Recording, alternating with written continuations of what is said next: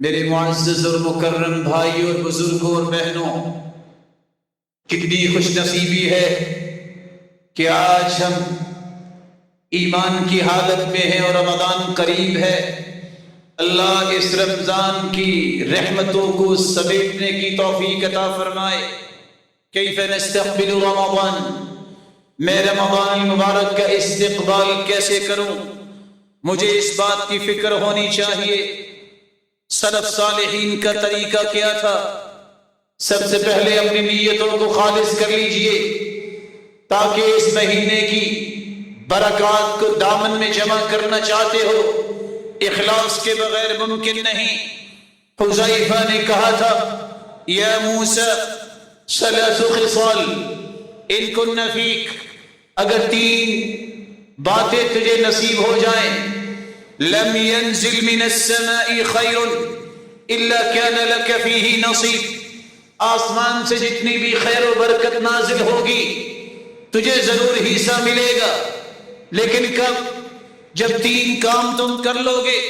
سب سے پہلا کام، یکون عملک للہ، اللہ کی رضا کے لیے کام کیا کرو۔ روزہ اور تراویح اللہ کے لیے، دکھانے کے لیے نہیں، شہرت اور واہ واہ کے لیے نہیں، اس رب کی رضا کے لیے جس نے جنت انعام رکھا ہے۔ دوسرا کام، وَتُحِبُّ لِلنَّاسِ مَا تُحِبُّ لِنَفْسِكَ، جو اپنے لیے پسند کرتے ہو مسلمان بھائی کے لیے بھی پسند کیا کرو۔ آسمان سے جو بھی برکت اترے گی تجھے حصہ ضرور ملے گا۔ وَهَذِهِ الْكِسْرَةُ تَرْفَعُهَا مَا قَدَرْتَ، تیری جیب میں جو کچھ ہے تم بھی اللہ کے ہو، اور یہ جیب میں جو کچھ ہے یہ بھی اللہ کا دیا ہوا ہے، جو اللہ نے عطا کیا ہے۔ اس میں سے لوگوں کو محروم نہ کرنا، خواہ کھانے کا ایک ٹکڑا ہی کیوں نہ ہو، نہ جانے ایک شخص نے صبح سے یہ ٹکڑا بھی نہ کھایا ہو، صدقہ کیا کرو۔ اخلاص، صدقہ جو اپنے لیے پسند کرتے ہو اپنے بھائیوں کے لیے پسند کیا کرو۔ تم چاہتے ہو تمہیں عزت ملے، مسلمانوں کو عزت دیا کرو۔ تم چاہتے ہو تمہارا احترام ہو، تم بڑوں کو احترام دیا کرو۔ تم چاہتے ہو مجھ میں کوئی شفقت کرے، چھوٹوں پہ شفقت کیا کرو۔ تم چاہتے ہو میرے ساتھ خیر و بھلائی کے معاملے ہو، تم خیر و بھلائی لوگوں کے ساتھ کیا کرو۔ آسمان سے جتنی برکت اترے گی اللہ تجھے اس میں حصے دار بنا دیں گے۔ ایک دوسرا کام جو تمہیں کرنا ہے، رسول اللہ صلی اللہ علیہ وآلہ وسلم کے صحابہ کس قدر خوبصورت زندگیاں گزارتے تھے۔ عبداللہ بن مسعود رضی اللہ تعالی عنہ، جب ان سے سوال کیا گیا کیف کنتم تستقبلون رمضان، آپ رمضان کا استقبال کیسے کرتے تھے؟ قال ما كان احدنا يجرأ على استقبال الهلال وفي قلبه ذرة حقد على أخيه المسلم، ہم میں سے کوئی ایسا شخص نہیں تھا جو رمضان کا چاند نظر آنے سے پہلے اس کے دل میں ذرہ برابر بھی کسی مسلمان کے بارے میں کینہ ہو، بغض ہو، حسد ہو۔ اپنے دل کو صاف کر لیجئے، دل صاف نہ ہوا تو یہ رمضان کی برکتیں نصیب نہیں ہوں گی۔ فضیل بن عیاض فرماتے ہیں، لم يدرك من عندنا من أدرك بكثرة صيام ولا صلاة، ہم سے پہلے جو لوگ تھے ان کو اللہ نے برکتیں اس لیے نہیں دی تھی کہ وہ زیادہ روزے یا تہجد اختیار کرتے، یہ بھی کیا کرتے، لیکن اصل راز یہ تھا لسلامة صدورهم، ان کے سینے بڑے پاکیزہ تھے، کوئی حسد، کوئی بغض، کوئی عناد، کوئی عصبیت، کوئی تعصب، کوئی کینہ، کوئی گرہ ان کے دلوں میں نہیں ہوتی تھی۔ نتیجتاً اللہ ذوالجلال نے انہیں برکتوں سے نواز دیا۔ رسول اللہ صلی اللہ علیہ وآلہ وسلم نے ایک تیسری بات بھی سمجھائی کہ یہ مہینہ عبادت کا مہینہ ہے، ان میں ایک ایسی رات ہے جسے لیلۃ القدر کہتے ہیں، اس کی تلاش کیجئے۔ آج کس کی عمر ہے؟ 83 سال 4 ماہ، کس کی عمر ہوگی؟ جو گنتی کے 5 سے 6 گھنٹے ہیں جو عبادت میں گزارتا ہے، اللہ ذوالجلال اتنے سالوں سے جو عبادت میں مشغول ہو جتنا اس کو اجر ملے گا، اللہ اس سے زیادہ اس انسان کو اجر دیتے ہیں جو لیلۃ القدر کی تلاش کرتا ہے۔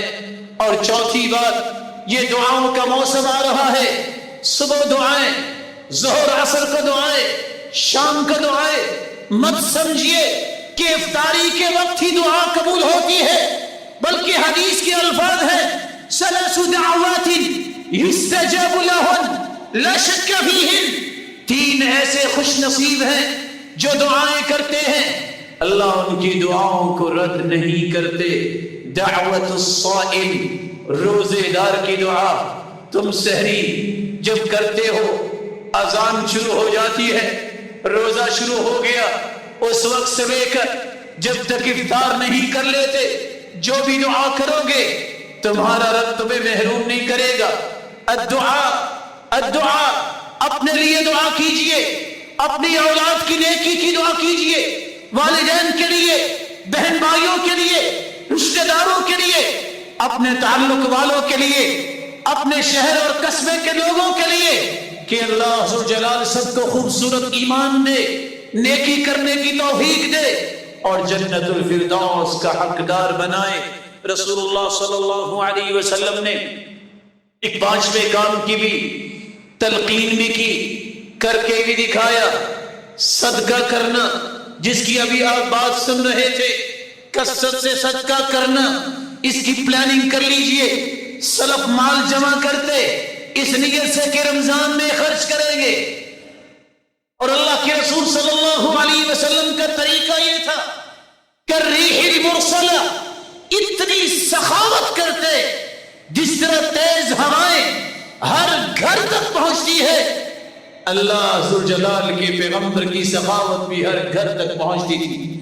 کوشش کیجئے رمضان سے پہلے ان گھروں کی تلاش کیجئے جن کے پاس سحری افطاری کا سامان بھی نہیں، پہنچائیے۔ یہ سب یہاں رہ جائے گا، وہی کام آئے گا جو تم اللہ کی رضا کے لیے خرچ کرو گے۔ یاد رکھنا، کفن کو کوئی جیب نہیں لگاتا۔ تم 2 ارب کے مالک ہو تو 2 باتیں یاد رکھنا، یہ 2 ارب تم چھوڑ کے چلے جاؤ گے، ایک بھی ساتھ نہیں لے کے جاؤ گے، لیکن دوسری بات بھی یاد رکھنا، یہ کھائیں گے پچھلے ہی، حساب تم سے لیا جائے گا، اس لیے حرام نہ کماؤ، حرام سے بچو، اور جو اللہ نے حلال دے دیا ہے اس کے ذخیرے نہ کرتے رہو۔ انفق ما فی الجیب یأتیک ما فی الغیب، جو تمہاری جیب میں ہے وہ اللہ کی رضا کے لیے تم خرچ کرو، اللہ ان خزانوں کے منہ تمہاری طرف کھول دیں گے جو غیب کے خزانے ہیں۔ انفق یا ابن آدم انفق علی، اے آدم کے بیٹے تم میری رضا کے لیے خرچ کرو، میں تجھ پہ خرچ کروں گا۔ انسان جتنا بھی خرچ کر لے رب تعالیٰ کا مقابلہ تو نہیں کر سکتا۔ اور آخری بات، یہ زندگی کے ایام جو آنے والے ہیں، اللہ کے رسول کے فرمان کی روشنی میں اللہ کے رسول کا فرمان ہے، ہر آنے والا دن پہلے سے برا ہوگا۔ اپنے آپ کو مضبوط کیجئے ایمان پر، قرآن پر، عبادت پر، خیر خواہی پر، عدل و انصاف پر۔ یہ وہ مواصفات ہیں جس کو نصیب ہو جائے اللہ ذوالجلال اس کو اجر کتنا دیتے ہیں۔ صبر کرنا سیکھیے، برداشت کرنا سیکھیے، مت دیکھیے گرمی ہے، شاید زندگی کا یہ آخری رمضان ہو۔ بچوں کو بھی اس بات کی توجہ دلائیے، کس طرح صحابہ بچوں کو بھی روزہ رکھواتے اور فرماتے ہیں کہ کننا نصنع لہم اللعب من العہن، ہم روئی کے کھلونے بنا کے انہیں دیتے کہ ذرا توجہ میں رہے اور شام تک یہ گزارا کر لے۔ بچوں کو بھی اس بات کی توجہ دلائیے، یہ اولاد امانت ہے، ان کا خیال کرو۔ رسول اکرم صلی اللہ علیہ وسلم نے فرمایا ان من ورائکم زمان صبر، ایک وقت آنے والا ہے جہاں تمہیں صبر کرنا پڑے گا، فتنے اتنے ہوں گے، تانے، مشکلات، مسائل، دکھ، بیماریاں، وبائیں، طرح طرح کی مشکلات، لیکن دین کو نہ چھوڑنا، موت آئے تو دین پر اللہ کے پیارے پیغمبر کیا ملے گا؟ فرمایا للمتمسک بھی اجر 50 شہیدا. اگر تم ایسے معاشرے میں جہاں فتنے ہوں گے، جہاں مصائب ہوں گے، دین پہ ڈٹ جاؤ گے، میں نماز نہیں چھوڑوں گا، توحید میں آنچ نہیں آنے دوں گا، میں اللہ کے رسول کی رسالت میں آنچ نہیں آنے دوں گا، اگر انہیز اور ایتھکس کو مضبوطی سے تھام لو گے 50 شہیدوں کے برابر اجر دیے جاؤ گے. صحابی سوال کرتے ہیں یا رسول اللہ صلی اللہ علیہ وسلم منا او منہم، ہم میں سے 50 یا اس دور کے 50 لوگ؟ آپ نے فرمایا اجر 50 شہیدا منکم، میرے صحابہ تم میں سے اگر 50 شہید ہو جائے، جتنا ان 50 کو اجر ملے گا، اس فتنے کے دور میں دین پہ ڈٹ جانے والا اس کو بھی اس کے برابر اجر ملے گا. بلکہ یمن سے ایک عورت آئی، کہتی ہے بیمار ہوں، بیماری پہ صبر نہیں آ رہا.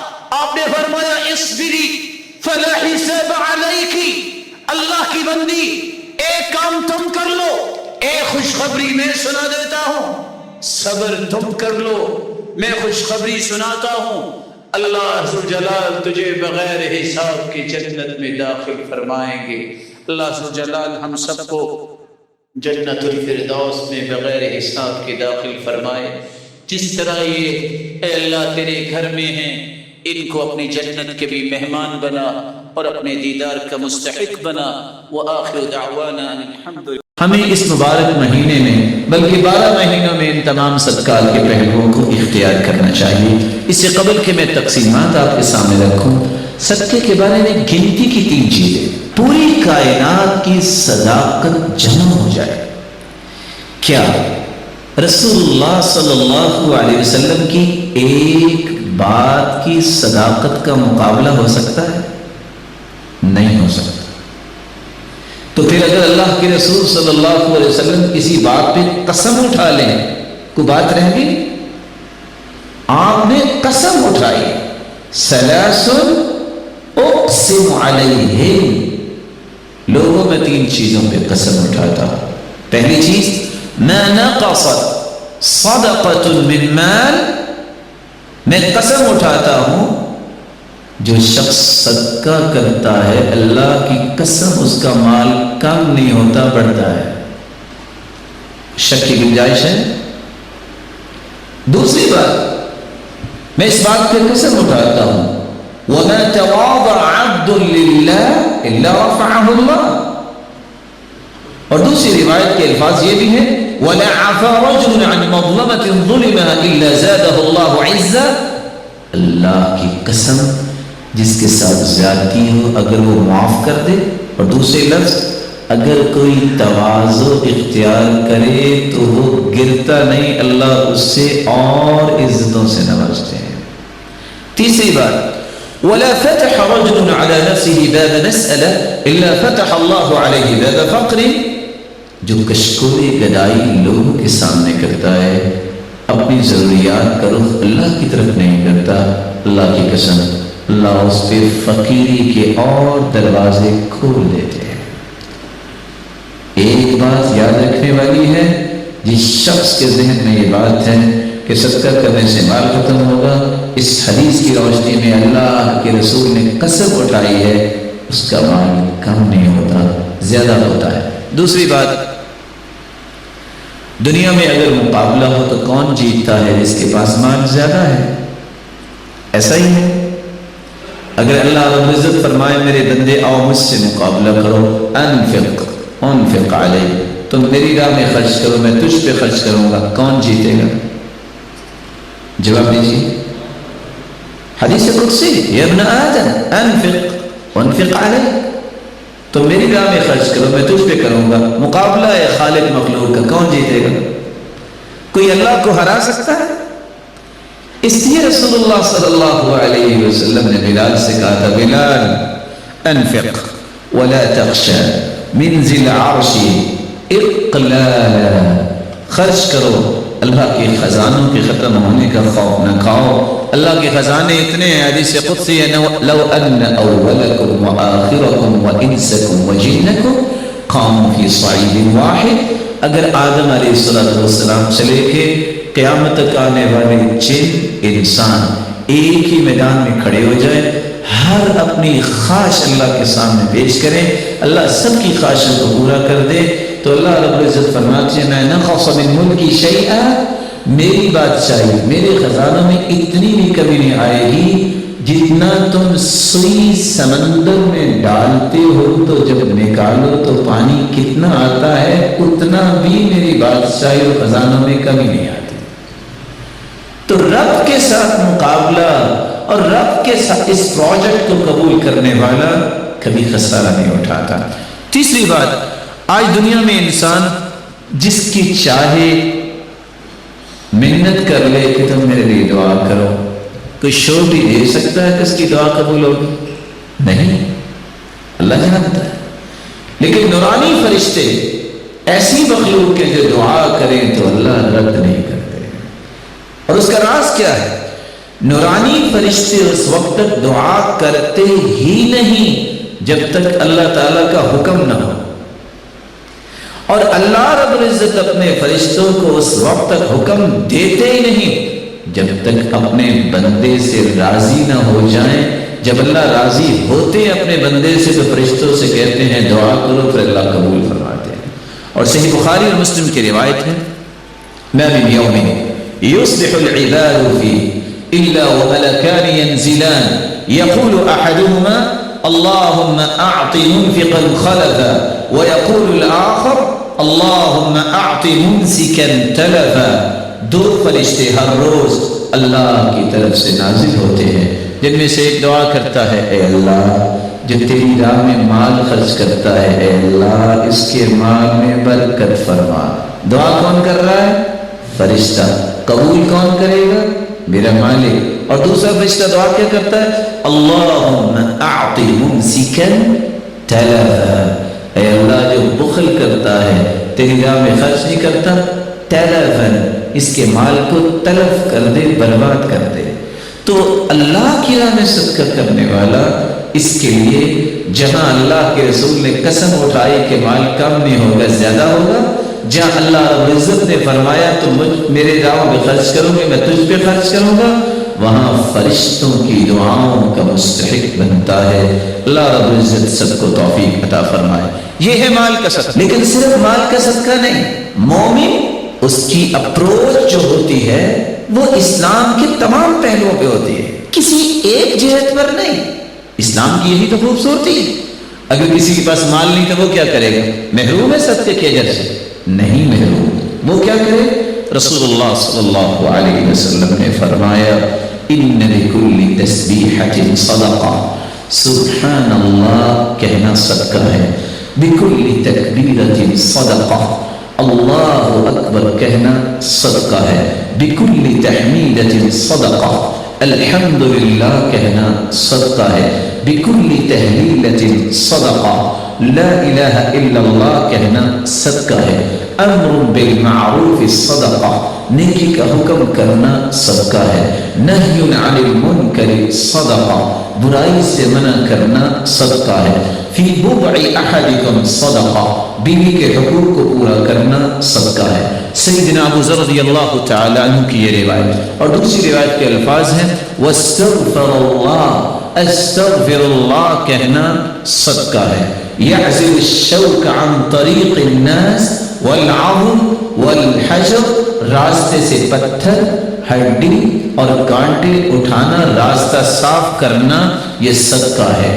تہدی الاعمى، اندھے کو راستہ دکھانا صدقہ ہے۔ تسمع الاصم والابکم حتی یفقہ، گونگے اور بہرے کو اس کی بات سمجھا دینا، اس کی ضرورت سمجھا دینا صدقہ ہے۔ تدل المستدل على حاجت اللہ قد علمت مکانها، ناواقف کی رہنمائی کرنا صدقہ ہے۔ تسعى بشدة ساقيك إلى اللهفان المستغيث ایسا شخص جو آپ کو مدد کے لیے پکار رہا ہے اس کی طرف دوڑ کے جانا صدقہ ہے۔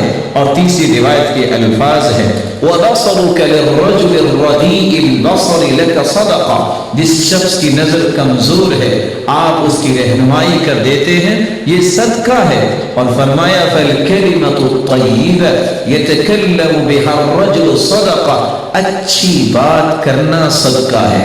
اور ابھی روایت میں آتا ہے عون الرجل اخاہ علی الشیء صدقہ، کسی بھائی کی کسی چیز میں مدد کرنا صدقہ ہے۔ والشربۃ من الماء یسقیها صدقہ، اور کسی کو پانی کا گھونٹ پلا دینا صدقہ ہے۔ اماطۃ الاذى عن الطریق صدقہ، راستے سے کسی قسم کی چیز جو کسی مسلمان کو تکلیف دے سکتی ہے اس کو ہٹا دینا صدقہ ہے۔ اور پانچویں اور چھٹی روایت کے الفاظ یہ ہیں، رسول اللہ صلی اللہ علیہ وسلم نے فرمایا ما اطعمت زوجتك فهو لك صدقہ، جو تم اپنی بیوی کو کھلاتے ہو وہ بھی صدقہ ہے۔ وما اطعمت ولدك فهو لك صدقہ، جو اپنے بچوں کی پرورش پہ خرچ کرتے ہو وہ بھی صدقہ ہے۔ وما اطعمت خادمك فهو لك صدقہ، جو اپنے خادم کو تم دیتے ہو وہ بھی صدقہ ہے۔ وما اطعمت نفسك فهو لك صدقہ، اور جو اپنی جان پہ اس نظریے سے خرچ کرتے ہو طاقت ملے میں اللہ کی عبادت خوبصورت کروں اور دنیا کے لیے خیر خواہی کا پیغام دینے والا بنوں، تو یہ کھانا پینا بھی صدقہ ہے۔ اور ساتویں روایت کے الفاظ یہ بھی ہیں تبسمك فی وجه اخیک لک صدقہ، کسی مسلمان کو مسکرا کر ملنا بھی صدقہ ہے۔ وافراغك من دلوك فی دلو اخیک لک صدقہ، اپنے ڈول سے پانی نکال کر بھائی کے ڈول میں ڈال دینا یہ بھی صدقہ ہے۔ کبھی اپنی جیب میں بھی ہاتھ ڈال کے کسی کی جیب میں کچھ ڈال دینا جس کے پاس کچھ نہیں ہے صدقہ ہے۔ اور رسول اللہ صلی اللہ علیہ وسلم نے یہ بھی فرمایا کل معروف صدقہ، ہر نیکی صدقہ ہے۔ آپ صلی اللہ علیہ وسلم نے یہ بھی فرمایا الضیافۃ ثلاثۃ ایام فما زاد فهو صدقہ، 3 دن مہمان نوازی کرنا تو ضروری ہے، جو اس سے زیادہ آپ کسی مہمان کو کچھ کھلاتے پلاتے ہو وہ صدقہ ہے۔ رسول اللہ صلی اللہ علیہ وسلم نے یہ بھی فرمایا کف شرک عن الناس فإنها صدقة منك على نفسك، اپنی تکلیف سے لوگوں کو بچانا بھی صدقہ ہے۔ ایک ہے لوگوں کی تکلیف، ایک ہے کہ خود بھی کسی کو تکلیف نہ دو، یہ بھی بہت بڑا صدقہ ہے۔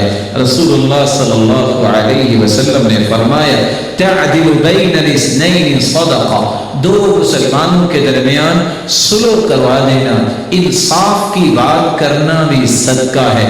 تعین الرجل علی دابته فیحمل علیہا، کسی شخص کی مدد کرنا اور اس کو اپنی سواری کے ساتھ بٹھا لینا بھی صدقہ ہے۔ او ترفع له علیہا متاعه صدقہ، کسی کے پاس سامان زیادہ ہے وہ اپنی سواری پہ سامان نہیں رکھ سکتا، اس کے سامان کو اٹھا کے اس کی مدد کر کے اس کے سامان کو رکھوا دینا یہ بھی صدقہ ہے۔ کل خطوۃ یخطوها الی الصلاۃ صدقہ، نماز کے لیے گھر سے نکلنا ہر اٹھنے والا قدم بھی صدقہ ہے۔ بکل صلاۃ وصدقۃ وصیام صدقہ وحج صدقہ، روزہ رکھنا اور اگر عمرے کی اور حج کی توفیق اللہ دیتا ہے تو یہ بھی صدقہ ہے۔ کل قرض صدقہ، رسول اللہ صلی اللہ علیہ وسلم نے فرمایا کسی کو قرض دینا یہ بھی صدقہ ہے۔ من انظر معسرا فله كل يوم مثله صدقہ، جو شخص کسی کو قرض دیتا ہے پھر مہلت دے دیتا ہے یہ مہلت دینا بھی صدقہ ہے۔ ما من مسلم، رسول اللہ صلی اللہ علیہ وسلم نے فرمایا ما من مسلم يزرع زرعا او يغرس غرسا فيأكل منه طير او انسان او بهيمة الا كانت له به صدقہ، تم میں سے کوئی اگر کاشتکاری کرتا ہے، باغبانی کرتا ہے، درخت لگاتا ہے، اس میں سے کوئی انسان کھا لے، کوئی جانور کھا لے، کوئی پرندہ کھا لے، آپ کو تو علم نہیں لیکن وہ بھی آپ کے نام اعمال میں بطور صدقہ لکھا جائے گا۔ رسول اللہ صلی اللہ علیہ وسلم نے فرمایا تسلیمہ علی من لقی صدقہ، جب بھی کسی مسلمان کو کوئی ملے اور اس کو سلام کہے، یہ سلام کہنا بھی صدقہ ہے۔ اور آخری صدقہ جو 36واں صدقہ ہم آپ کے سامنے پیش کرنا چاہ رہے ہیں، یہ بہت پیارا صدقہ ہے لیکن آج یہ صدقہ کرنے والے نظر نہیں آتے۔ اور وہ صدقہ کون سا ہے؟ كان علبة بن زيد بن حارثة رجلا من أصحاب النبي صلى الله عليه وسلم، علبة بن زيد بن حارثة رضي الله تعالى عنه صحابہ میں سے ایک صحابی تھے۔ وقد حض على الصدقة فلما حض على الصدقة، جب اللہ کے رسول صلی اللہ علیہ وسلم نے صدقے پر ترغیب دلائی صحابہ کو، سب نے صدقہ دیا۔ یہ صحابی آ کے کہتے ہیں یا رسول اللہ صلی اللہ علیہ وسلم انه ليس عندي ما اتصدق به، اللہ کے رسول میرے پاس مال نہیں جس کا میں صدقہ کروں، لیکن میں بھی کچھ صدقہ کرنا چاہتا ہوں۔ فرمایا مال نہیں تو کیسا صدقہ کرنا چاہتے ہو؟ تو صحابی نے کہا انی اتصدق بعرض على من ناله من خلق، میں صدقہ اپنی عزت کا کرنا چاہتا ہوں۔ کوئی میرے ساتھ بدتمیزی کرے، کوئی گالی دے، جو میری عزت کے بارے میں بات کرے، میں آج کے بعد غصہ نہیں کروں گا۔ اور دوسری روایت کے الفاظ ہیں وَقَدْ تَصَدَّقْتُ عَلَيْهِمْ بِعِرْضِي فَمَنْ شَتَمَنِي أَوْ قَذَفَنِي فَهُوَ فِي حِلٍّ، جس نے مجھ پہ الزام لگایا، جس نے مجھے گالی دی، میں اپنی عزت کا صدقہ کرتا ہوں، میں نے اسے معاف کر دیا۔ رسول اللہ صلی اللہ علیہ وسلم نے فرمایا میرے صحابی اللہ نے تیرا یہ صدقہ قبول کر لیا ہے، اور یہ بہت بڑا صدقہ ہے۔ اور علی رضی اللہ تعالی عنہ کی بات بھی یاد رکھنی چاہیے، وہ کہا کرتے تھے لوگ زکوٰۃ نہیں دیتے۔ پوچھنے والے نے پوچھا آپ کیسے کہہ رہے ہیں زکوٰۃ نہیں دیتے؟ لوگ تو زکوٰۃ دیتے ہیں۔ کہتے ہیں لوگ مال کی زکوٰۃ دیتے ہیں، عقل کی زکوٰۃ نہیں دیتے۔ مال کی زکوٰۃ دیتے ہیں اور عقل کی زکوٰۃ نہیں دیتے، کیا مطلب؟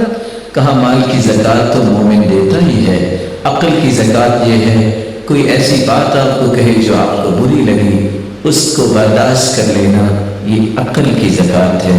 اس سے عقل تیز ہوتی ہے، عقل میں برکت آتی ہے۔ ان تمام قسم کے صدقات کو یہ موسم مبارک آنا